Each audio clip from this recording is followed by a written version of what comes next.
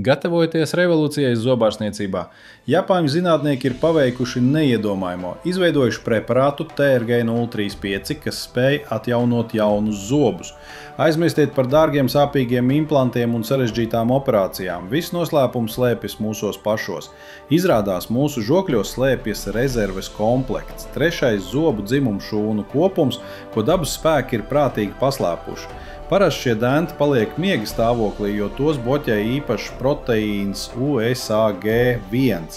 Japāņu pētnieki ir izstrādājuši TRG035, kas saistās ar šo proteīnu un atspējo tā bloķējošo iedarbību. Tas atbrīvo dabisko augšanas procesu.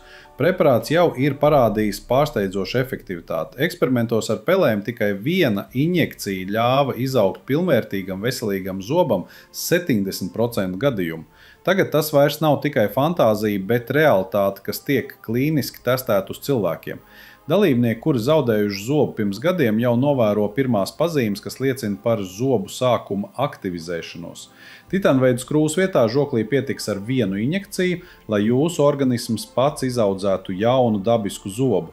Tas sola uz visiem laikiem mainīt stomatoloģiju, padarot zobu atjaunošanu par tikpat dabisku procesu kā matu un nagu augšanu. Nākotne, kurā zobu zaudēšana vairs nav problēma, jau ir pavisam tuvu.